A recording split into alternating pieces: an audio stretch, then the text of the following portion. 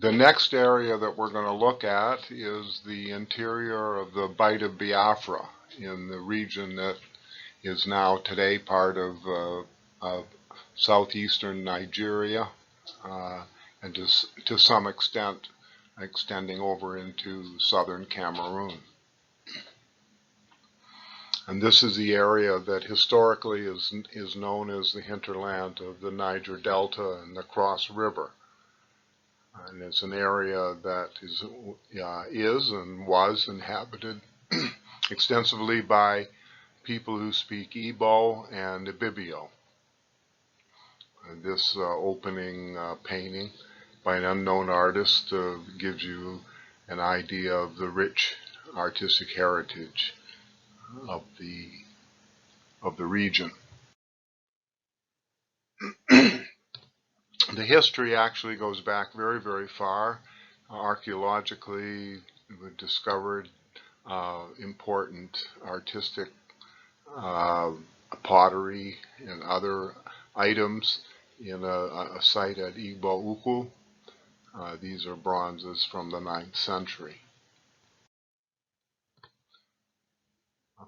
A map of the Niger Delta and its hinterland, showing many of the important trade routes by the 18th century.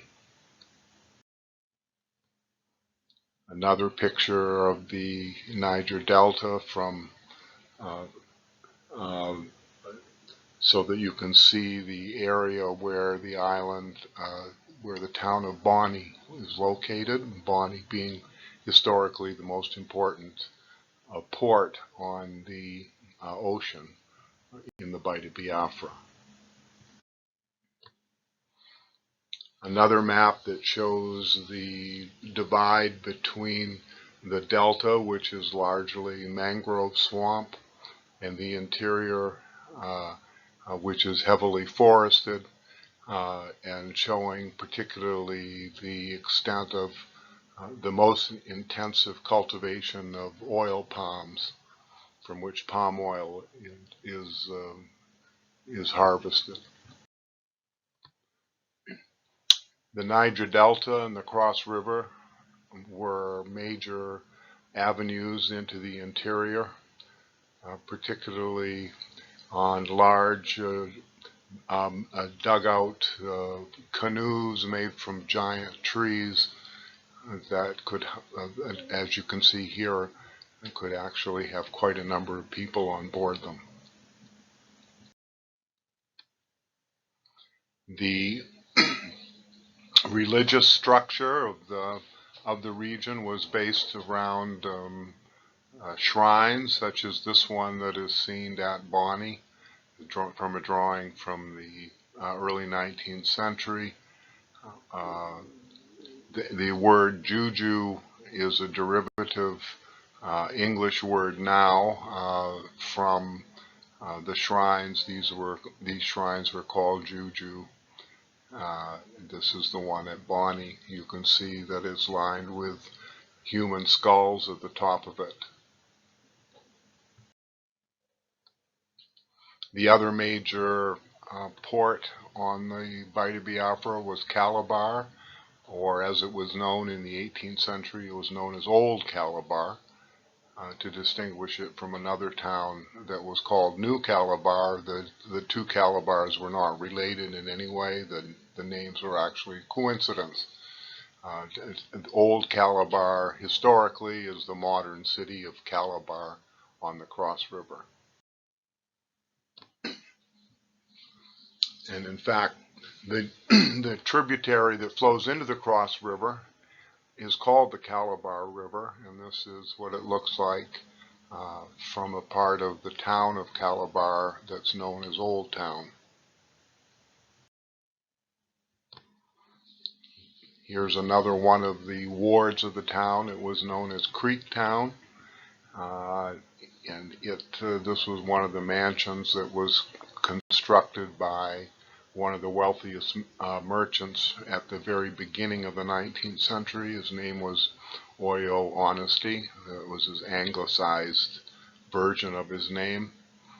These were actually houses that were prefabricated houses that were made in Europe and were brought as prefabricated houses and constructed in West Africa beginning in the 18th century and continuing into the 19th. The ruling government of the region was a secret society known as Ekpe. Ekpe is a word that means leopard, and you see a masquerade here where an individual is dressed up in a costume and is meant to look somewhat like a leopard. At Calabar, the region was characterized by no centralized government, but instead was organized through the secret society, Ekpe, that was an all-male society that was graded, that virtually all males in the community had to be members of. They had to pay annual fees to be a member. The higher up in the society that you were allowed to go, the more money you had to pay. So it was really only the wealthy merchants and the wealthiest and often the oldest men in the community that were in the highest grades of the society. It was called a secret society not because who was in it was a secret. Everyone knew who was in the society. But the society had a secret language and a secret method of communication through a written language that was written in code. And it was only people who actually understood the rituals and knew how to read that language. That was what made it secret. The Ekpe Society was taken to the Americas. You can see it here in Cuba. In Cuba, it was actually called Abakua rather than Ekpe, but it was the same secret society, a male-dominated society that, in effect, proved to be, on the one hand, in West Africa, a mechanism for governing, as governance, because the Ekpe Society served as a court of appeal and it served as an executive arm, and it maintained law and order in the community. In the Americas, it became the basis of slave resistance against the government, in effect, so that the role actually switched from being a dominant political force in West Africa to a form of resistance in the Americas. But the same principles operated, that is, that it was a secret society with a secret language, and that an individual who dressed up to look somewhat like a leopard was the personification of how decisions were enacted, how the decisions were enforced, because what the leopard did was, if, for example, somebody hadn't paid their debts and the council decided that that individual should be punished, it was the leopard that would go to that person's house and inflict the punishment, which could be even the murder of the person. The currency of the area was based on these manillas, which are a brass and iron mixture that looks somewhat like a bracelet, and they're made in different sizes and shapes, but they were accepted as money in this region. They, of course, could be melted down and used for their metal, but in general were kept in this form. Again, another map that shows some of the major commercial centers in the interior that were dominated by a cartel of merchants who were known as RO, who dominated the slave trade and indeed dominated most other trade throughout the region. This was the shrine house at Chukwu, which was the capital of the Aro um, network of merchant communities.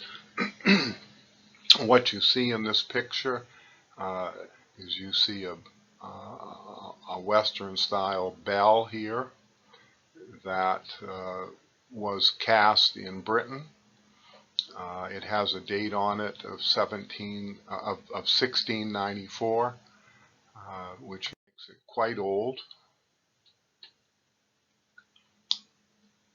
This is the outside of that same shrine.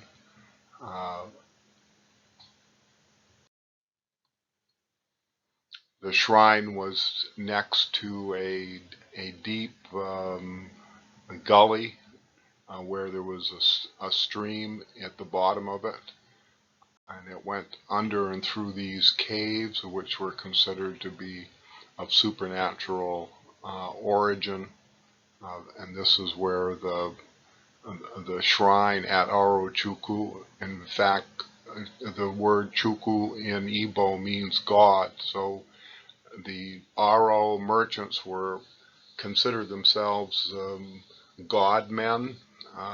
They considered that they could not be attacked if they were traveling through the countryside, and to shed blood or to wound or to hurt an Aro merchant could result in serious retribution in the form of mercenary gangs that would descend upon a village and inflict punishment on the whole village if a single Aro man or woman was hurt while they were trading. And it was all based actually ultimately on the belief that the shrine here at Chukwu, at the capital of the Oro commercial network, had magical powers, and there was an oracle that was in these rocks that was consulted on all kinds of religious and indeed civil matters.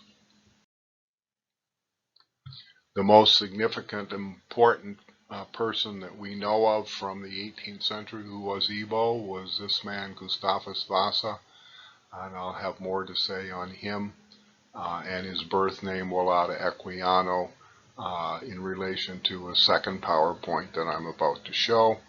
And also you will have more to discuss in relation to this man as a result of the readings for this week. The readings include this manuscript here, the interesting narrative of the life of Wolata Equiano, or Gustavus Vasa the African, which was written in 1789, and this is a cover from an edition that came out in 1794. It's his autobiography, and it was extremely important in the abolition of the slave trade. I'll return to this subject. Another example showing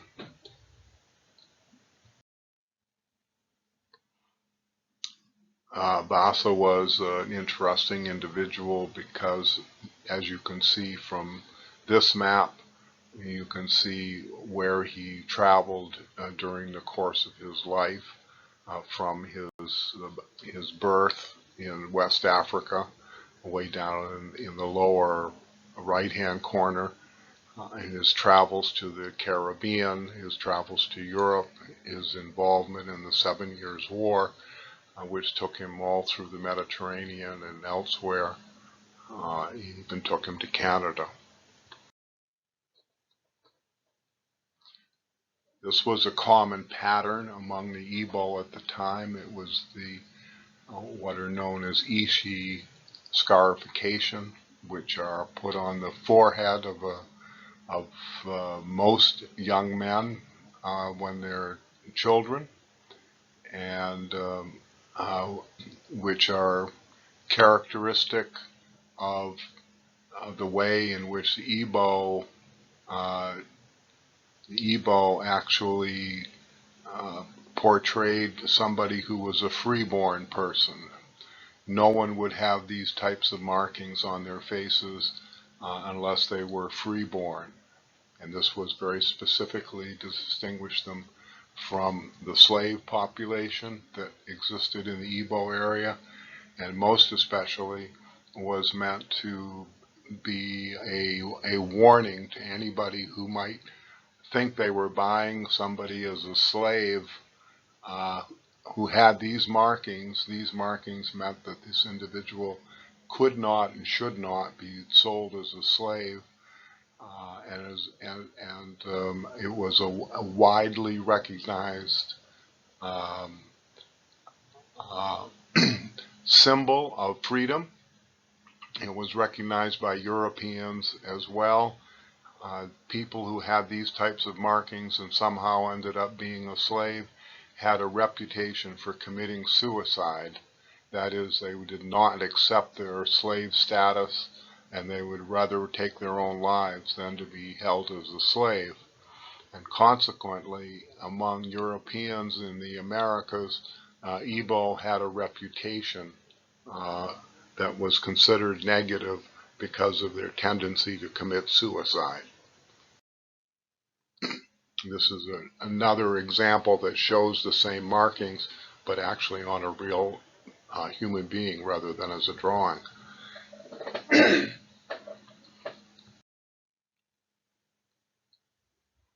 Famous painting by George Moreland of the slave trade in 1790s, which shows exactly what it was like in the Bight of Biafra. Another scene, in this case, where sick or dead slaves are being thrown overboard. Um, People were actually murdered. If they were quite sick, they were just thrown overboard. This table, which you can study in greater detail, shows the scale of the slave trade from the Bight of Biafra into the Americas, and showing in particular that in the 18th century is when was the height of the trade.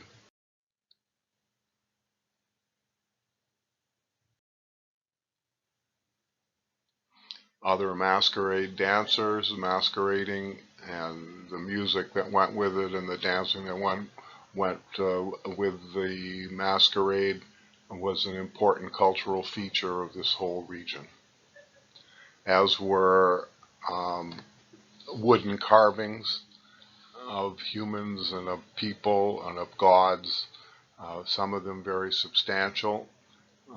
You see a bunch of them that were actually destroyed by missionaries in the early 20th century.